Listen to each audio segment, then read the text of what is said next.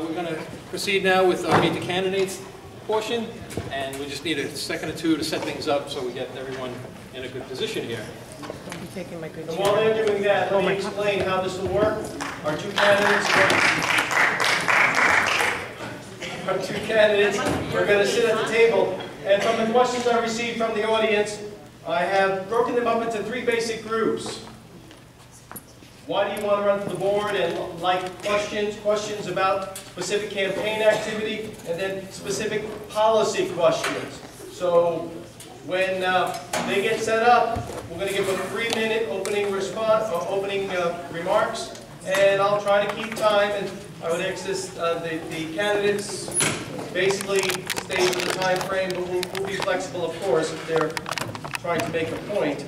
And I'll keep my handy-dandy time clock here. But before we get...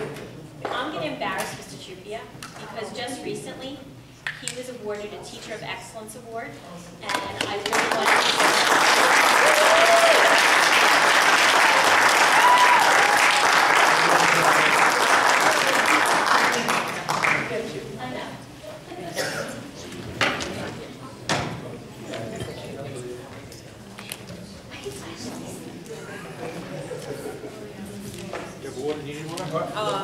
What I was going to say, regardless of the outcome of the vote next Tuesday, I would like us all to extend our gratitude and our thanks to all those who are willing to put themselves out and serve in a volunteer, very difficult position. So let's please thank them all.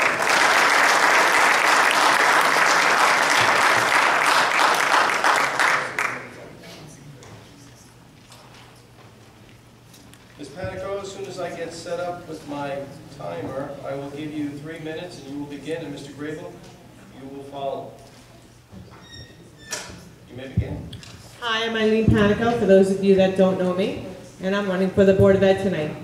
My husband and I chose to live here when I was pregnant with my first daughter about 20 years ago, and we chose it because we did a lot of research on all the surrounding school districts, and we found Connecticut to be the best one. I've always been active in the community. When my children first started school, I signed them up for CYSL, and my husband and I also coached for St. Joseph's T-Ball. After that, I became very involved in the PTA. I was treasurer for Duffield. I still go back to Duffield, and I volunteer for some events there.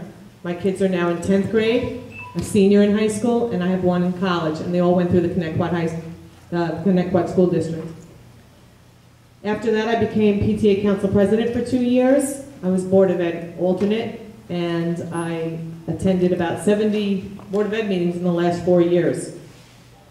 I'm an active member here at the Ronkonkoma Civic Association. About 5 years ago, when it was reorganized, I started participating here, and 3 years ago I became the treasurer, and I'm now serving my second term as the vice president. I try to support all groups in any way that I can, whether it be as a volunteer or a spectator. I love the activities that these groups provide to keep our children engaged and busy, and it keeps them from roaming the streets. I loved having the Cub Scouts here tonight, too. I'm an outspoken, opt-out parent, and I believe we need to do what's best for our children, all children. I've been videotaping all the meetings since September at the Board of Ed, and I believe in transparency. I think that everyone that can't make a meeting should still be able to know what's going on in our district. I've showed that I support teachers, and I will continue to support them. I don't take any sides. Rather, I take the side of what is right for the entire community by always putting the children first. I support all groups equally, and I will do what is right for this community as a whole, and I've consistently shown that with my words and my actions. I do believe, though, in a diverse Board of Ed. I think the best Board of Ed would be a teacher, a professional, a finance person, a lawyer, a parent, a senior citizen, and a special education advocate. That would be my idea of the best BOE. Before I became actively involved in this community, though, I worked full-time and was the president CFO of a subcontracting firm for 10 years, where I was the accounting, bookkeeping, and budgeting projects in excess of $2 million. I handled project management and contract review, along with estimates for new work. Before that, I've done bookkeeping for several other firms, and all in all, I have over 25 years of experience in this. 2 years ago, my husband started a trucking company, and I continue to do his accounting work from home. I've been working since I'm 14, so later on in life, I went to Suffolk Community College and received my associate's in accounting. I then continued to St. Joseph's College in Patchogue, and I matriculated into their 3 years bachelor master's program in accounting. You may finish your statement. Thanks. I have a few more classes to complete until I receive that degree, but because of my volunteer activities and my husband's recent illness, I haven't finished. I've also volunteered on boards for up to 9 people, this being one of them, and have found that the discussion can be productive without being argumentative. We won't always agree, but there are always compromises if people are willing to talk and discuss things like adults. I feel my experience with this kind of productive discussion will also be an asset to the current Board of Ed, and I look forward to seeing everyone at the polls on May 17th. Thank you.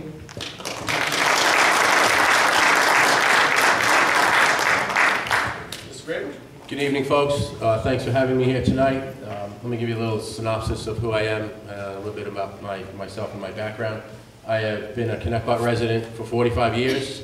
My parents moved us to Bohemia in 1971 when I was 1, and I have not left. In 1998, I graduated from Connecticut High School. I went on to St. John's University, where I earned my bachelor's degree in athletic administration with a minor in education. I played baseball at St. John's. I was fortunate enough to get selected in the 1991 June Major League Baseball draft by the Detroit Tigers. After a 5-year minor league career with the Tigers and the Phillies, it was time to make a change. The major leagues were not on the horizon, so I had to make a change in life and make some tough decisions. Came home, went back to school at Dowling College, earned my master's degree in elementary education. In 1998, I was hired at Mount Sinai School District as a 4th grade teacher. I ended up teaching 4th grade and 5th grade for several years. Just turns out my career at Mount Sinai, I was in the right spot at the right time throughout those years. I ended up being the assistant principal in the middle school for 3 years. When that part of my tenure was coming to a close, the middle school principal was retiring. Again, I was in the right spot at the right time. She retired. I became the middle school principal at Mount Sinai for 5 years. I'm currently in my 6th year as the high school principal at Mount Sinai. In 1998, my wife Diana, who's also a Connecticut graduate, we were married. We have 3 young daughters. We bought a house in Oakdale. I've been in Oakdale for the last 18 years. I have 3 daughters. One's in OBMS in 7th grade, and I have twin daughters that go to Boston. In March, there was a vacated seat for the Board of Ed. I expressed some interest. I went through the interview process. The current board selected me. I've been on the board for about 2 months now. I look forward to the challenges ahead and our discussion this evening. Thanks again for having me.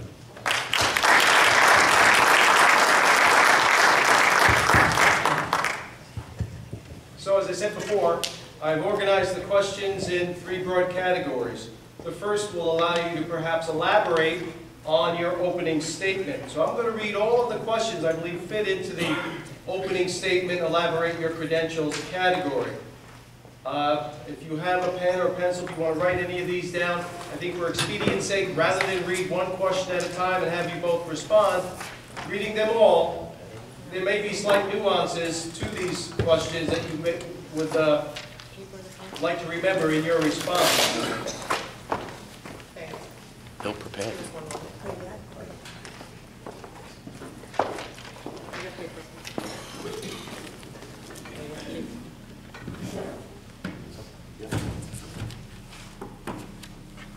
And the procedure will be, Mr. Grable will answer first on the first round. It'll be about a 3-minute or as much as you need to answer the various nuances of the question. And then, Ms. Panico, you'll have a chance to rebut in a timely fashion, and then we'll get to the next. You'll go first, and that's how we'll go. So there's 3 broad categories, and I think we can expedite the evening, as well as illuminate the qualities and characteristics of these candidates here. So let's begin. I'm going to read them slowly. Why do you think you can be an effective trustee on our Board of Education? Please list your qualifications. Do you have any background in educational aspect that will help lead the district through the current education reform in New York State? What experience would you bring to the board that would specifically benefit children? What would your ideal Board of Ed look like? What prompted you to run for the school board? Secondary part of this is what issues or items would you like to see addressed if you were to become a school board trustee? And why are you running for the board? As you can see, my understanding of these questions are all asking you to illuminate your qualifications. I'm still right. So, while he's still writing, I got 6. I'm good. You have clarification of the question? Yes. Okay, which one? I just want to see that I have all 6. There were 6, about 6 of them. Effective, how would we be effective trustee? I'll read them all again. Okay, please. Why do you think you could be an effective trustee? Okay. Do you have any background in educational aspect that will help you lead the district through the current educational reform in New York State? What experience would you bring to the board specifically to benefit children? What would your ideal board of ed look like? What prompted you to run for the school board?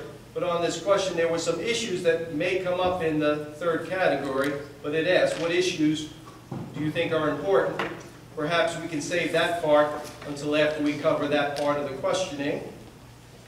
And why are you running for the board?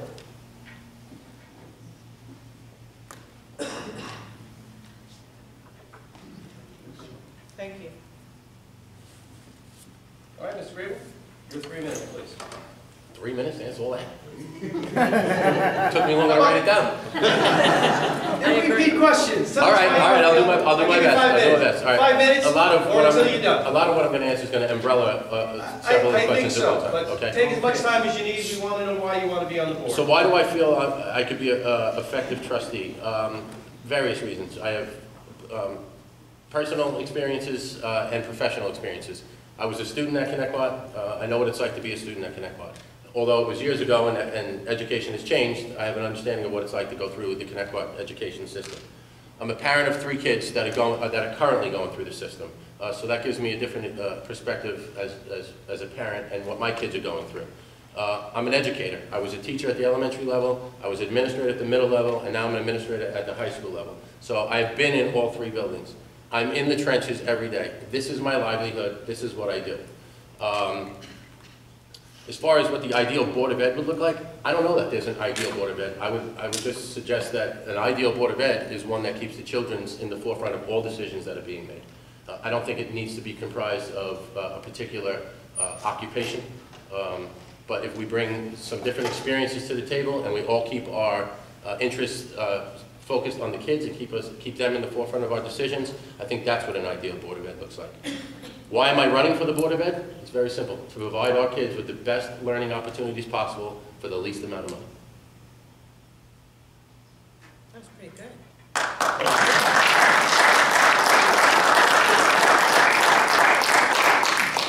Ms. Panico, up to 5 minutes is yours. I think I'd be an effective trustee only because I've been to all the meetings. I go to the Board of Ed meetings. I tape them. I videotape the meetings. I know what's going on. I ask questions. I keep those questions up online so that the rest of the community can see what's going on in the community. I don't have any background in education as such, but I am a parent who's very involved. And again, I ask the questions. If I'm not sure of something, I do the research or I ask more questions.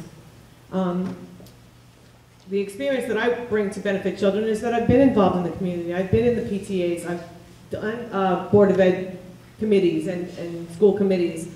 I'm always active in the community. What prompted me to run was many things. There was a lack of transparency, I think, in the district. I think that a lot of people, we have about a dozen people that go to our Board of Ed meetings.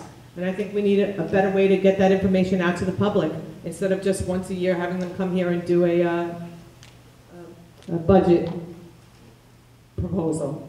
Some of the issues that I think that we need to address is nepotism and cronyism in the district. I think that we have a lot of that. I think that if we have the best person for the job and they're the top pick, it shouldn't matter whether they're related or not. But if they're their 4th or 5th pick, I don't think that they should be moved to the top because they know someone. So I think that's an issue. Again, I think transparency is an issue. Opt out. 75% of our students this year opted out. And I truly believe that we need to, as a district, come together and force our governor to let them know that this is not what we want for our children. I find the modules to be ineffective, to be inappropriate. The other reason that I wanted to run to was to talk more about other diploma options.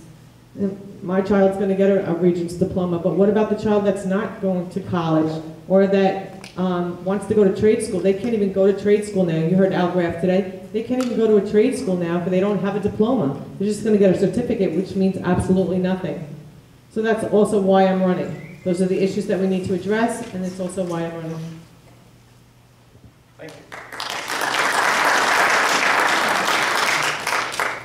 Eileen, you're going to be going first on the next set of questions. I would also encourage you to jot down notes, because at the end you'll have closing statements where if something was said, you'd like a chance to rebut, like a chance to clarify.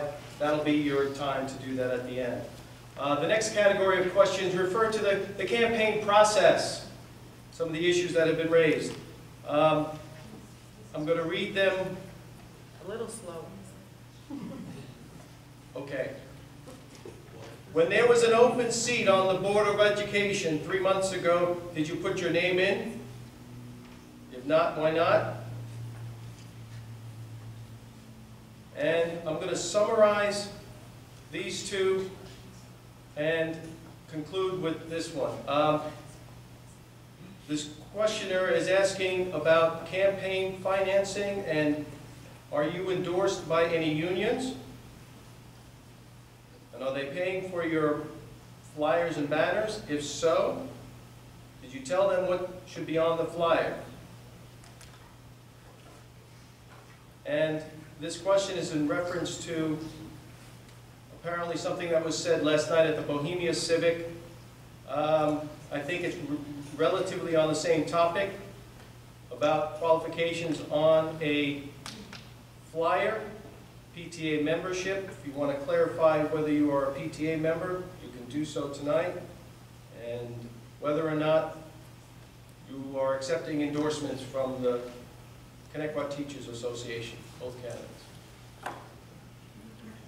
The first question, I think, the open seat was 2 months ago, and I did not put my name in because my husband at that time was very ill, and I wasn't sure what I was going to do. When I found out that 6 people had put their name in, and I knew some of the candidates that had put their name in, I figured they had a good pool to choose from. Once they picked the candidate, I didn't know Rob from anyone else. I had never met him before. And my husband encouraged me. He said he's feeling better, and he encouraged me to run. So I wanted to run in the election and be appointed for the other reasons that I stated earlier. As for the financing, mine has been a grassroots campaign. My community has helped me. I am not being endorsed by the CTA or any special interest group. I think we're all special interest groups. You have PTAs, you have the union, you have the sports groups.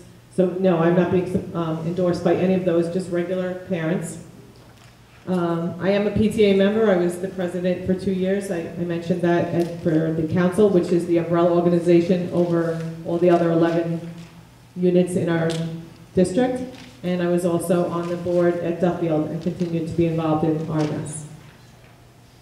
Thank you. I neglected to give you the last question, so I'm going to give you a continuation. It's on the same theme. Do you believe having 3 union people on the board represents diversity in the community? No. So you can address, but you can continue on that point if you'd like. No, I don't think that that's a diverse board. I think, first of all, I was one of the people that wanted the board to be increased from 5 to 7 members, and I think that that would give us more diversity. Give 3 teachers and 2 other people, I don't think that's as diverse as we can be. I think I mentioned my perfect BOE in a perfect world, but just a little bit. I don't believe that we shouldn't have a teacher on the board. I absolutely think that that's necessary. But I think that 3 teachers is too many. I think we need a little bit more diversity. Thank you. Mr. Brandon, up to 5 minutes is yours. Obviously, when the seat opened up, I did express interest and went through that process and was selected. As far as the teachers union, I have had no contact with the teachers union. I'm told via my parents that something was mailed out from the teachers union. They have the right to endorse anybody they want. If they selected to endorse me, I have no recollection of that. I've had no conversations with them. If they chose to send flyers out, which I've been told they have, I appreciate their support. Qualifications on flyer about PTA membership. I am not an active PTA member, but I am a member. And the last question was about a diverse board, I believe. I don't think union membership declares diversity or not diversity. I think we all bring different experiences to the table, and therefore we see things through a different lens and have more to offer as a collective group. Being union, to me, is irrelevant to this whole process. Thank you. The next series of questions, we will do one at a time. We'll go back perhaps with 3 minutes, but obviously you're answering the questions well within the range.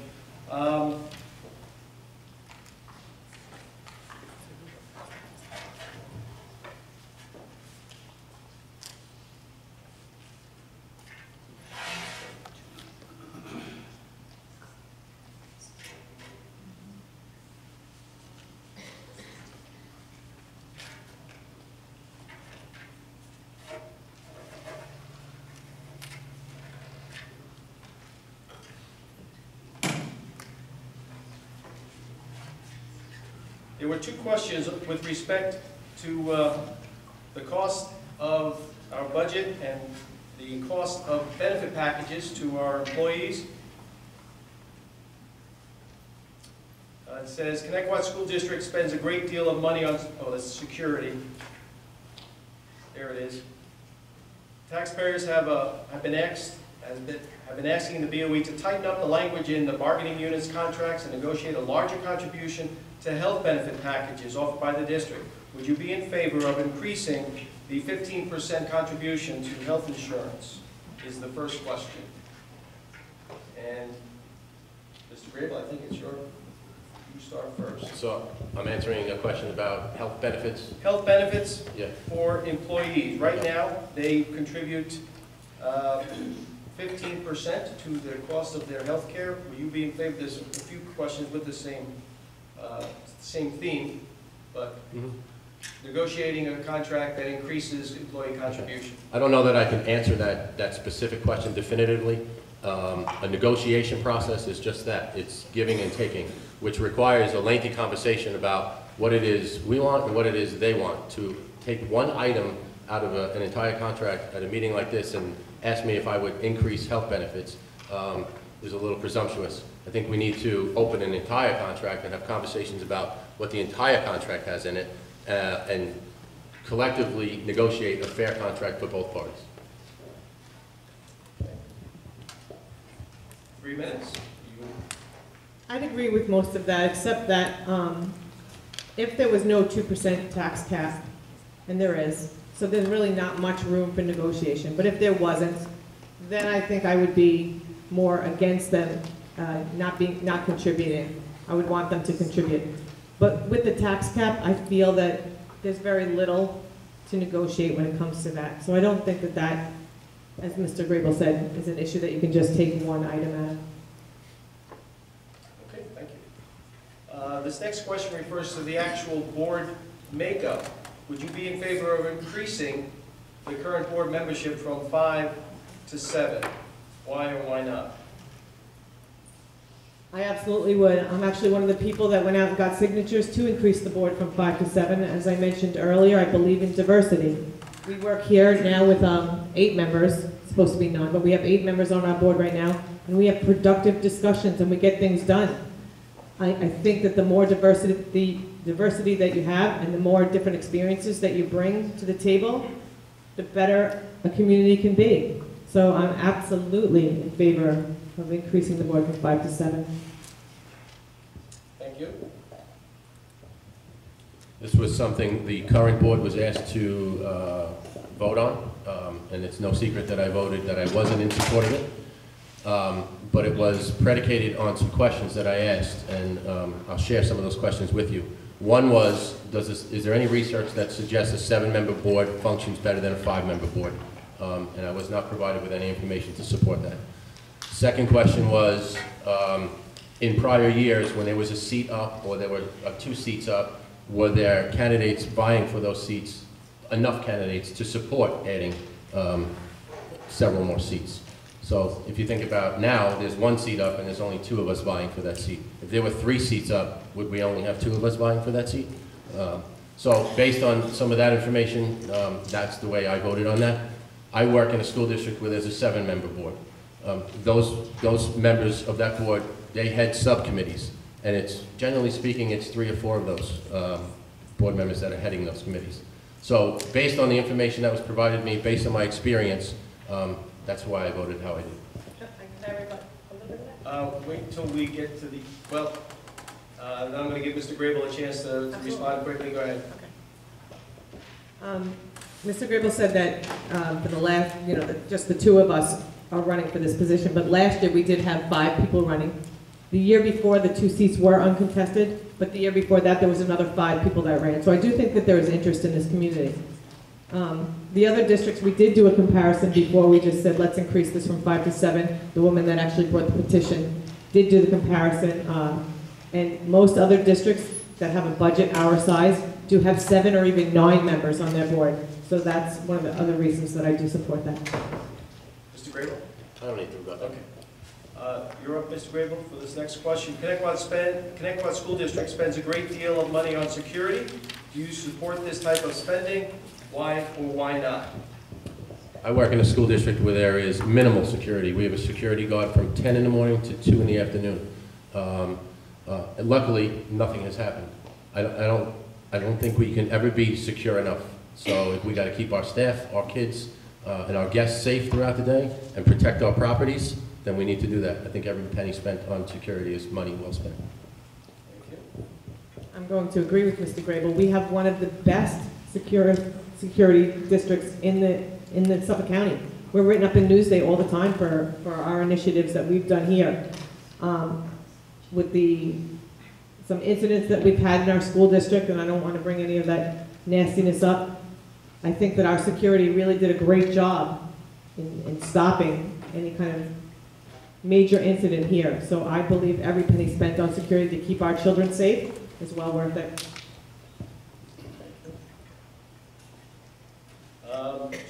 School-based policies, do you think that it is okay for a staff member to arrive at school late after first period, regardless of chronic reasons based on prior deals and arrangements with administrators that may have been the rules? Do you think this is a right, and if not, why not?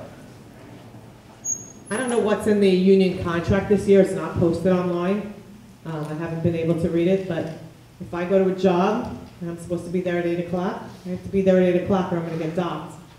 If I'm supposed to be there till 5 o'clock, I have to stay till 5 o'clock. That's just the normal thing. I don't think a school district should be any different. I think you come in on time and you leave when you're supposed to leave. Thank you. No, I don't think that's okay. If employee A is coming in late, then all employees can come in late. God forbid there's an emergency in the building and we're shorthanded, that would be a crisis.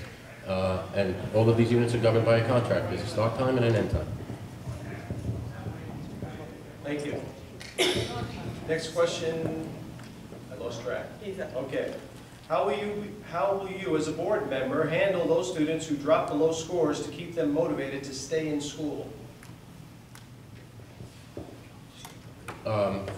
I would support the administration in that. That's directly their job. As a board member, they need to tell us what they need to motivate those kids, and we would support those efforts.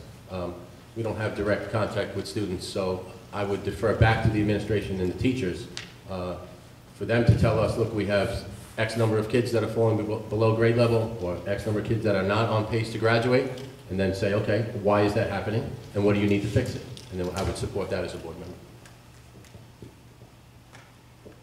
Again, I agree. We don't have access to the teachers or the students.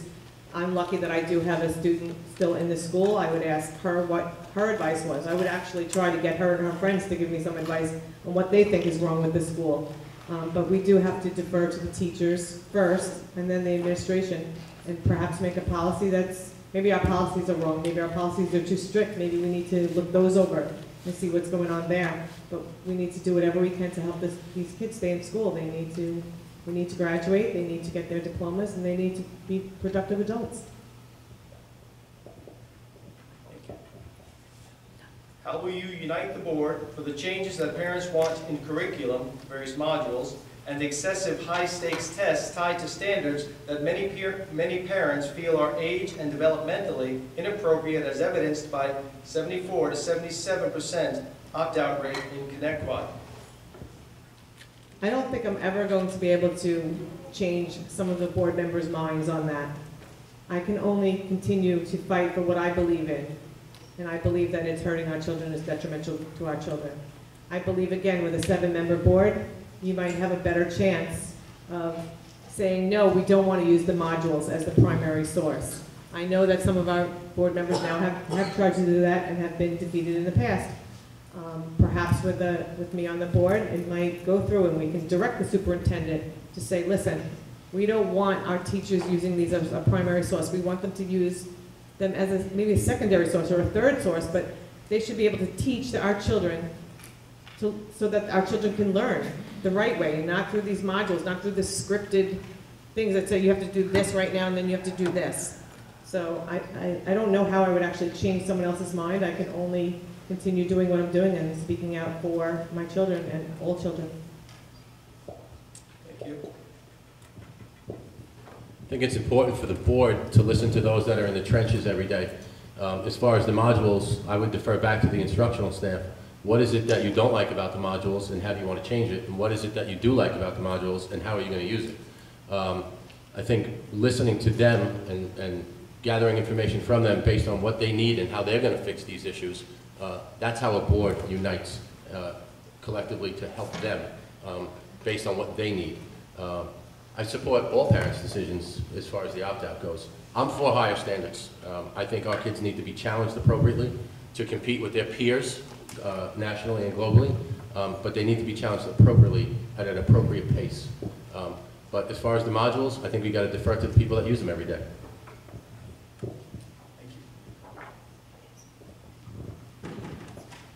Any more questions?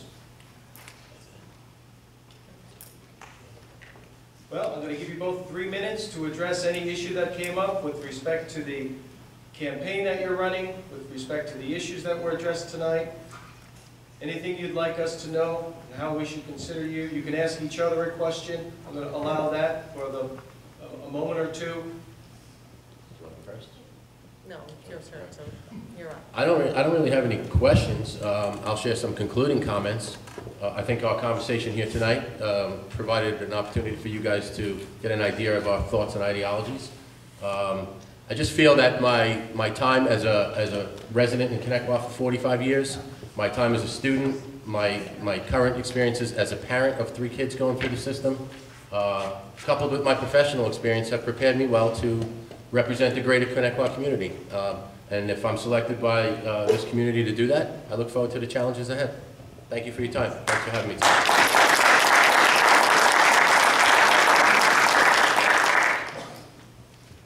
I don't have any questions for him either. I think we agree on a lot of things. I think we have very small differences. I think we're both good candidates for the board. I know that my experience being at 70 meetings, being in the PTA, being active in the community, I think that helps me to know what's going on in this community and know what we need. I think that we can do better as a district, that we have some issues that we need to iron out and we need to fix. And I just hope that you all go out and vote on May 17th, whether it be from Rob or myself. I'll still continue going to the meetings, I'll still continue taping the meetings, and I'll still continue being an advocate for all children. Thank you. Thank you. There was one other question. I made a promise to ask any and all questions that came through, and I apologize for this late entry to this question. It's with reference to flyers that have gone out. Where did the information come from? Any flyers that came out on behalf of a candidate? Mr. Grable? Mr. Panico? No, I'll go first. My flyers came from myself and my community, my supporters. I wrote something up, they tweaked it, and my flyers have all been approved by myself. We've made them at libraries, I've had friends make them, so that's how my flyers came out. I'm not sure if that's exactly what the question was, but all the information on those flyers has been read by me, and it is from me. I didn't make any flyers, so I don't know what the question is in reference to. flyer that came out with your information on it. Oh, I didn't make the flyer. Where'd you get the information from then? I didn't make the flyer. Where did they get the information from? Ask them, I don't know. I don't know, is it factual? Okay, I'm gonna cut that conversation off. We're gonna end on a note. If you want to discuss that further, you can, but I want to, again, end where we began. This is a difficult thing that both candidates are doing. They're putting themselves out and taking tough questions. And we're going to thank them both for spending the evening with us.